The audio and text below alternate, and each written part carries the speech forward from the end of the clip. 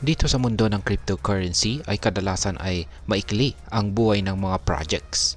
Ngunit si Shiba Inu ay tila nakataktang lumagpas dito. Ayon sa isang pahayag mula kay Carl Deria, isa sa mga top developers ni Shiba Inu, ang layunin ng kanilang ecosystem ay maging pangmatagalan at maging mahalaga hanggang sa susunod na henerasyon.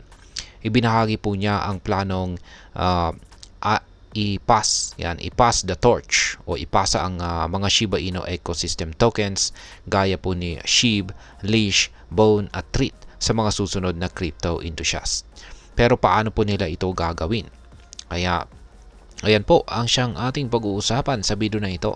Pero bago po tayo magpatuloy ay nais ko lamang po munang bigyang linaw ang aking disclaimer kung saan ang nilalaman po ng video na ito ay hindi po ito isang financial advice.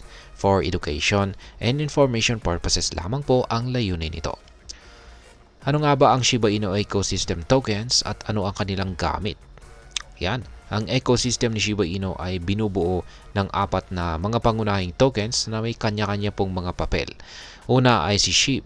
Ito po ang pangunahing token na ginagamit bilang medium of exchange at store of value. Ibig sabihin ay pwede po itong ipalit sa ibang asset o itago bilang investment para sa hinaharap. Pangalawa ay itong si Bone. Ang token po na ito ay ginagamit bilang governance token ng Shiba Swap.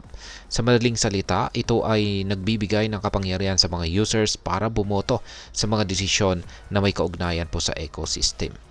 Bukod dito, ito rin ang gas fee token sa Shibarium blockchain. Pangatlo ay ang Leash. Ang Leash naman ay may mga eksklusibong benepisyo para sa mga holders nito. Kabilang dito ang liquidity rewards at oportunidad para sa NFT minting. At ang pang-apat ay ang Treat. Bagamat hindi pa ito na ilalabas, ang Treat ang magiging opisyal na reward token ng ecosystem. Ginagamit po ito para pondohan ang mga community-driven projects. Sa kabuuan, lahat po ng mga tokens na ito ay gagamitin sa DogeDAO, isang decentralized autonomous organization na magbibigay kapangyarihan sa community members upang pamahalaan ang ecosystem. Ayan, bakit po pang matagalan or long term ang vision ng Shiba Inu? Inihalin tulad po ni Ginoong Deria ang ecosystem ng Shiba Inu sa isang super BLT sandwich. Isang kumpletong pakete ng iba't ibang sangkap na may kanya-kanyang silbi. Ang layunin po ay tiyaking ang Shiba Inu tokens ay magiging sustainable o magagamit at mahalaga pa rin sa darating na mga dekada. Upang matupad po ito ay nakatuon ang Shiba Inu team sa pagpapalawak ng kanilang mga projects. Kabilang na ang gaming, metaverse at iba pang mga utilities na magdadala ng tunay na halaga sa mga tokens.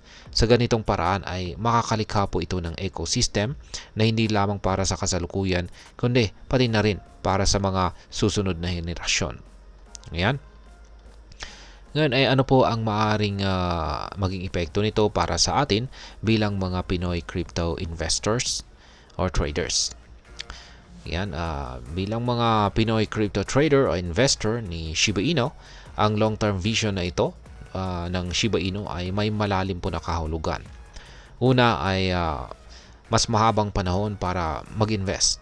Dahil po sa pangmatagalang plano ng Shiba Inu, pwede po tayo mag-invest ng may kumpiyansa na ang ecosystem ay patuloy na lalaki at magiging mahalaga. Hindi po natin kailangang magmadali dahil ang project ay hindi para sa short-term gains lamang. Pangalawa ay ang pagkakataon sa decentralized governance. Bilang bahagi po ng DogeDAO, magkakaroon po tayo ng boses sa mga desisyon ng ecosystem, tulad po ng pag-approve ng mga bagong projects o mga pagbabago sa token utility. Isa po itong paraan para aktibong makijoin o makilahok sa paglago ng ecosystem. Pangatlo ay mas malawak na application.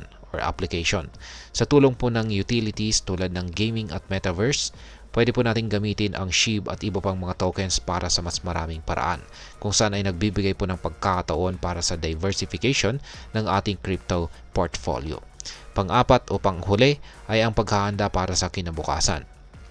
Ang pagbibigay diin sa pangmatagalan ay nangangahulugang pwede po nating i-consider ang SHIB bilang isang pamana sa ating pamilya. Sa ganitong paraan, ang investment natin ngayon ay maaring magbigay ng benepisyo sa mga susunod na henerasyon. Ngayon ay ano naman po ang aking masasabi tungkol dito? Para sa akin, ang plano po ni Shiba Inu na mag-focus sa long-term sustainability ay isang positibong hakbang.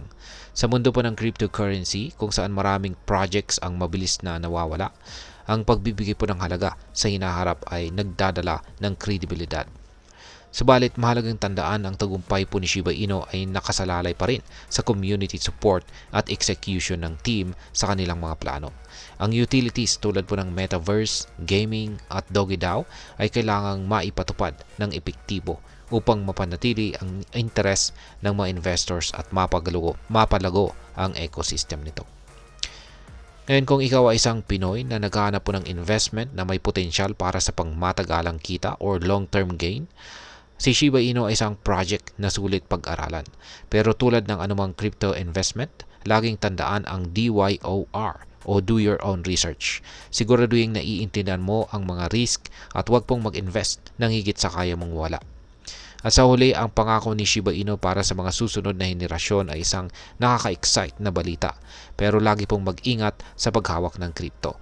Dahil kahit gaano kaganda ang plano, ang volatility ng market ay lagi pong nandyan. At ayan, hanggang dito na lamang po tayo sa video na ito mga ka-crypto. Sana po ay inyong nagustuhan ang aking paliwanag sa video na ito. Kung inyo po itong nagustuhan, pakiclick lamang po ang like button nito. Marami pong salamat sa panonood. Ingat po tayo lagi at God bless po sa ating lahat.